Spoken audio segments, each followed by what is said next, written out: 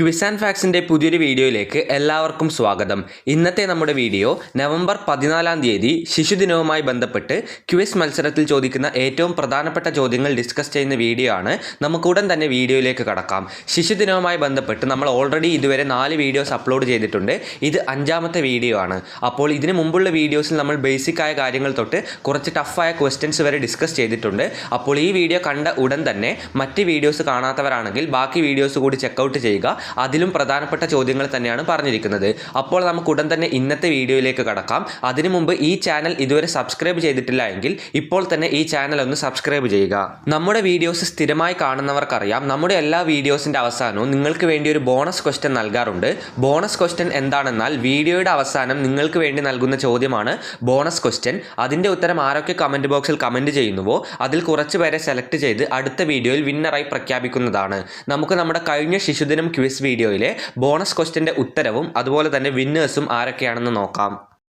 നമ്മുടെ കഴിഞ്ഞ വീഡിയോയിലെ ബോണസ് ക്വസ്റ്റ്യൻ ഇതാണ്: ചേരി ചേര പ്രസ്ഥാനം രൂപീകരിച്ചത് ഏത് വർഷമാണ്? ഇതിൻ്റെ ശരിയായ ഉത്തരം 1961 ആണ്. കുറേ കുട്ടികൾ 1921 എന്ന് കമൻറ്റ് ചെയ്യുന്നുണ്ടായിരുന്നു. ശരിയായ ഉത്തരം 1961 ആണ്. ഇനി ആരൊക്കെയാണ് സെലക്ട് ചെയ്യപ്പെട്ട വിന്നേഴ്സ് എന്ന് നോക്കാം.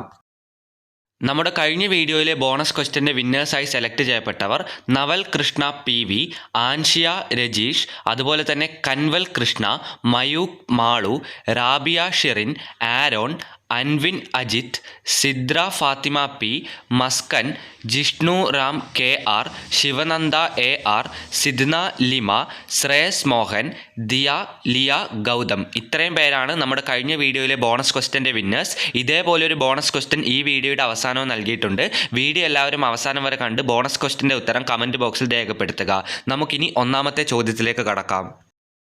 ഈ വീഡിയോയിലെ ഒന്നാമത്തെ ചോദ്യം ഇതാണ്: ജവഹർലാൽ നെഹ്റുവിൻ്റെ സമാധി സ്ഥലം ഏതാണ്? നെഹ്റുവിൻ്റെ സമാധി സ്ഥലം ഏത്?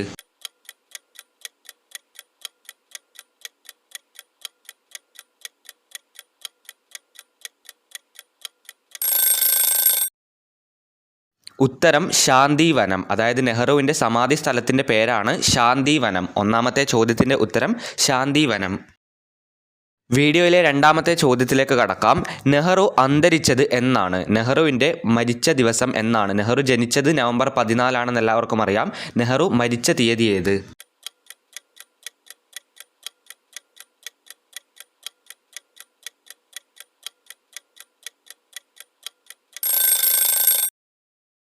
നെഹ്റു അന്തരിച്ചത് 1964 മെയ് 27 ഇത് ഇമ്പോർട്ടൻ്റ് ആയ ചോദ്യമാണ്.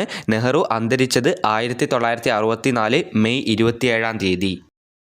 വീഡിയോയിലെ മൂന്നാമത്തെ ചോദ്യത്തിലേക്ക് കടക്കുന്നു. ഇന്ത്യയിൽ 1946 സെപ്റ്റംബറിൽ രൂപീകരിച്ച ഇടക്കാല മന്ത്രിസഭയിൽ നെഹ്റുവിൻ്റെ പദവി എന്തായിരുന്നു?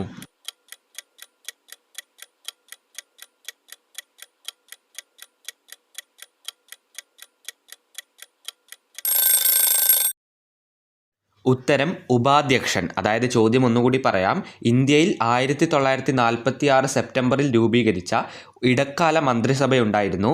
ആ മന്ത്രിസഭയിൽ നെഹ്റുവിൻ്റെ പദവി ഉപാധ്യക്ഷനായിരുന്നു. മൂന്നാമത്തെ ചോദ്യത്തിൻ്റെ ഉത്തരം ഉപാധ്യക്ഷൻ. വീഡിയോയിലെ നാലാമത്തെ ചോദ്യം: 1960 സെപ്റ്റംബർ 19 സിന്ധു നദി ജലകരാർ ഒപ്പുവെച്ചത് ആരൊക്കെയാണ്?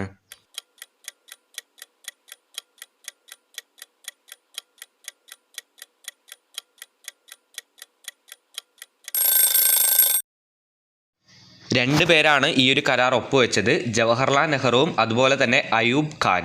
ഈ രണ്ട് പേരാണ് 1960 സെപ്റ്റംബർ 19 സിന്ധു നദി ജലകരാർ ഒപ്പുവെച്ചത്. വീഡിയോയിലെ അഞ്ചാമത്തെ ചോദ്യത്തിലേക്ക് കടക്കുന്നു. ഒന്നാം ലോക മഹായുദ്ധത്തിൽ ബ്രിട്ടീഷ് സാമ്രാജ്യത്തിനു വേണ്ടി ജീവൻ ബലിയർപ്പിച്ച 9000 ഇന്ത്യക്കാരുടെ സ്മരണയ്ക്കായി ഡൽഹിയിൽ നിർമ്മിച്ച ശിലാസ്മാരകം ഏതാണ്?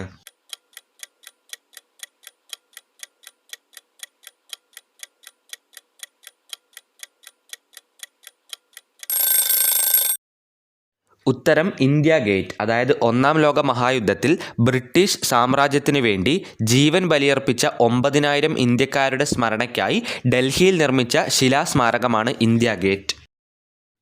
വീഡിയോയിലെ അടുത്ത ചോദ്യത്തിലേക്ക് കടക്കാം. തുടർച്ചയായി 3 പഞ്ചവത്സര പദ്ധതികളിൽ അധ്യക്ഷത വഹിച്ച ഇന്ത്യൻ പ്രധാനമന്ത്രി ആരാണ്? തുടർച്ചയായി 3 പഞ്ചവത്സര പദ്ധതികളിൽ ആധ്യക്ഷം വഹിച്ച ഇന്ത്യൻ പ്രധാനമന്ത്രി ആര്?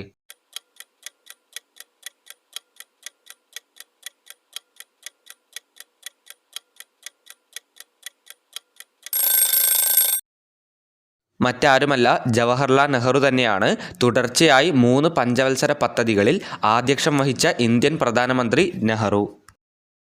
ഈ വീഡിയോയിലെ 7ാമത്തെ ചോദ്യത്തിലേക്ക് കടക്കുന്നു. ജവഹർലാൽ നെഹ്റുവിനെ എത്ര കടുത്ത ഭാഷയിൽ വേണമെങ്കിലും വിമർശിക്കാം, ചിത്രങ്ങൾ വരച്ച് കളിയാക്കാം, അതിൽ എനിക്കൊരപകടവുമില്ല. ആരുടേതാണ് ഈ വരികൾ?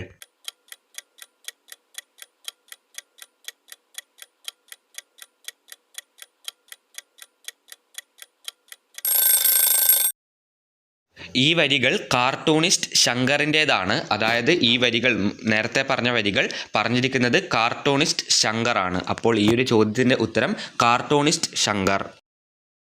വീഡിയോയിലെ 8ാം ചോദ്യത്തിലേക്ക് കടക്കുന്നു. നെഹ്റു ഏറ്റവും അധികം ഇഷ്ടപ്പെട്ട കാർട്ടൂണിസ്റ്റ് ആരായിരുന്നു? നെഹ്റു ഏറ്റവും അധികം ഇഷ്ടപ്പെട്ട കാർട്ടൂണിസ്റ്റ് ആര്?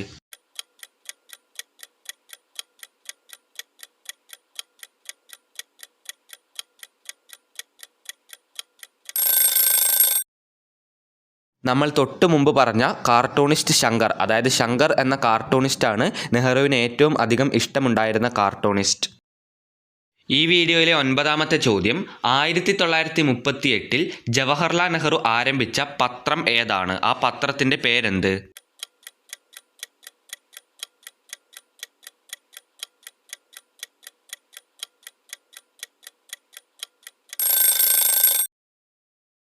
ഉത്തരം നാഷണൽ ഹെറാൾഡ്. 1938 നെഹ്റു ആരംഭിച്ച പത്രത്തിൻ്റെ പേരാണ് നാഷണൽ ഹെറാൾഡ്. ഈ നാഷണൽ ഹെറാൾഡ് ആരംഭിച്ച വർഷം ചോദിക്കാൻ സാധ്യതയുണ്ട്. 1938 അപ്പോൾ അതിൻ്റെ ഉത്തരം. ഇന്നത്തെ വീഡിയോയിലെ 10ാമത്തെ ചോദ്യം, നെഹ്റു ദേശീയ ബാലഭവൻ സ്ഥാപിച്ച വർഷമേത്? നെഹ്റു ദേശീയ ബാലഭവൻ സ്ഥാപിച്ച വർഷം?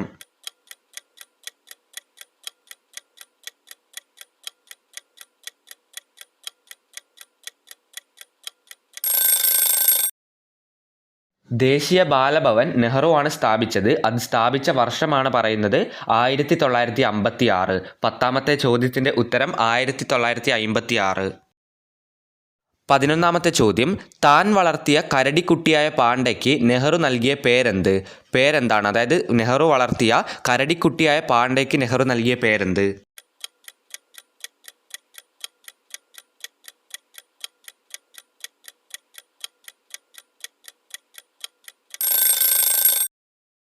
ഉത്തരം ഭീം കാ. അതായത് ഭീം കാ എന്നാണ് ആ ഒരു കരടിക്കുട്ടിയായ പാണ്ഡയ്ക്ക് നെഹ്റു നൽകിയ പേര്. 11ാമത്തെ ചോദ്യത്തിൻ്റെ ഉത്തരം ഭീം കാ. വീഡിയോയിലെ 12ാമത്തെ ചോദ്യത്തിലേക്ക് കടക്കാം. കുട്ടികൾ കഴിഞ്ഞാൽ നെഹ്റുവിന് ഏറ്റവും ഇഷ്ടപ്പെട്ടിരുന്നത് എന്തിനെയായിരുന്നു?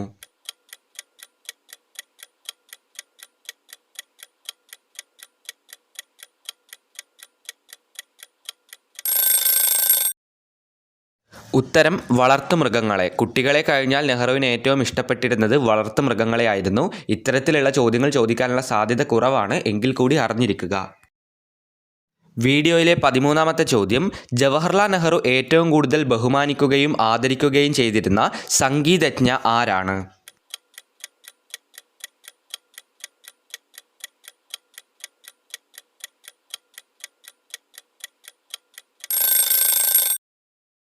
ഉത്തരം MS സുബ്ബലക്ഷ്മി. MS സുബ്ബലക്ഷ്മി എന്ന സംഗീതജ്ഞയാണ് നെഹ്റു ഏറ്റവും കൂടുതൽ ബഹുമാനിക്കുകയും ആദരിക്കുകയും ചെയ്തിരുന്നത്. 13ാമത്തെ ചോദ്യത്തിൻ്റെ ഉത്തരം MS സുബ്ബലക്ഷ്മി. ഈ വീഡിയോയിലെ 14ാമത്തെ ചോദ്യം, ജയപ്രകാശ് നാരായണനെ നെഹ്റു ആദ്യമായി കണ്ടുമുട്ടിയത് എപ്പോഴാണ്?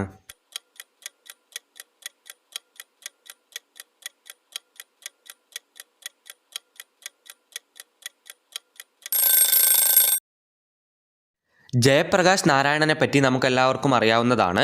അപ്പോൾ അദ്ദേഹത്തെ നെഹ്റു കണ്ടുമുട്ടിയത്, അതായത് ആദ്യമായി കണ്ടുമുട്ടിയത് 1936. 14ാമത്തെ ചോദ്യത്തിൻ്റെ ഉത്തരം 1936. അടുത്ത ചോദ്യത്തിലേക്ക് കടക്കുന്നതിന് മുമ്പ് ക്വിസ് ആൻഡ് ഫാക്സിൻ്റെ വാട്സപ്പ് ഗ്രൂപ്പിനെ പരിചയപ്പെടുത്തുകയാണ്. വാട്സപ്പ് ഗ്രൂപ്പിൻ്റെ ലിങ്ക് താഴെ ഡിസ്ക്രിപ്ഷൻ ബോക്സിൽ നൽകിയിട്ടുണ്ട്. അപ്പോൾ ഈ ഒരു വാട്സപ്പ് ഗ്രൂപ്പിൽ ജോയിൻ ചെയ്യുകയാണെങ്കിൽ നമ്മൾ അപ്ലോഡ് ചെയ്യുന്ന എല്ലാ ക്വിസ് വീഡിയോസിൻ്റെ ചോദ്യങ്ങളും ഉത്തരങ്ങളും നിങ്ങൾക്ക് PDF രൂപത്തിൽ ലഭിക്കുന്നതാണ്. ഈ PDF ഉപയോഗിച്ചുകൊണ്ട് നിങ്ങൾക്ക് എളുപ്പത്തിൽ പഠിക്കാൻ സാധിക്കും. അപ്പോൾ ഈ PDF വേണമെങ്കിൽ നമ്മുടെ വാട്സപ്പ് ഗ്രൂപ്പിൽ ജോയിൻ ചെയ്യുക. ലിങ്ക് താഴെ ഡിസ്ക്രിപ്ഷൻ ബോക്സിൽ നൽകിയിട്ടുണ്ട്. വീഡിയോയിലെ അവസാനത്തെ ചോദ്യം, ഭാരത സർക്കാർ നൽകുന്ന ജവഹർലാൽ നെഹ്റു പുരസ്കാരം ആദ്യമായി ലഭിച്ച വനിത ആരാണ്?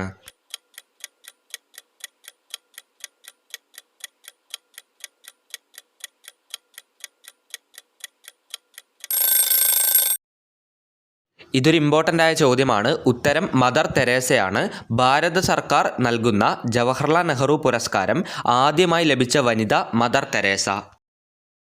ഇനി ഈ വീഡിയോയിലെ ബോണസ് ചോദ്യത്തിലേക്ക് കടക്കാം. ചോദ്യം ഇതാണ്: നമ്മൾ തൊട്ടു മുമ്പ് പറഞ്ഞ ഭാരത സർക്കാർ നൽകുന്ന ജവഹർലാൽ നെഹ്റു പുരസ്കാരം ആദ്യമായി ലഭിച്ചത് ആർക്കാണ്? നമ്മൾ തൊട്ടു മുമ്പ് പറഞ്ഞത് ആദ്യമായി ലഭിച്ച വനിതയെ പറ്റിയാണ്. അതിൻ്റെ ഉത്തരം മദർ തെരേസയാണ്. എന്നാൽ ഈ ഒരു പുരസ്കാരം ആദ്യം ലഭിച്ചത് ആർക്കാണ്? ഉത്തരം അറിയുന്ന എല്ലാവരും കമൻറ്റ് ബോക്സിൽ ഉത്തരം രേഖപ്പെടുത്തുക. ഉത്തരത്തിൻ്റെ കൂടെ നിങ്ങളുടെ പേര് കൂടി രേഖപ്പെടുത്താൻ മറക്കരുത്. പേര് രേഖപ്പെടുത്തിയാൽ മാത്രമേ നിങ്ങൾ ആരാണെന്ന് മനസ്സിലാവുകയുള്ളൂ. കുറേ കുട്ടികൾ ഉത്തരം മാത്രം രേഖപ്പെടുത്തുന്നുണ്ട്. ഉത്തരത്തിൻ്റെ കൂടെ നിങ്ങളുടെ പേര് നിർബന്ധമായും രേഖപ്പെടുത്തുക. അപ്പോൾ ശിശുദിനവുമായി ബന്ധപ്പെട്ട ഈ ഒരു വീഡിയോ ഇവിടെ വെച്ച് അവസാനിപ്പിക്കുകയാണ്. നെഹ്റുവുമായി ബന്ധപ്പെട്ട, അതായത് ശിശുദിനവും നെഹ്റുവുമായി ബന്ധപ്പെട്ട് നമ്മൾ ഓൾറെഡി 5 വീഡിയോസാണ് അപ്ലോഡ് ചെയ്തിരിക്കുന്നത്. അപ്പോൾ ആ 5 വീഡിയോസിലെ അവസാനത്തെ വീഡിയോ ആണിത്.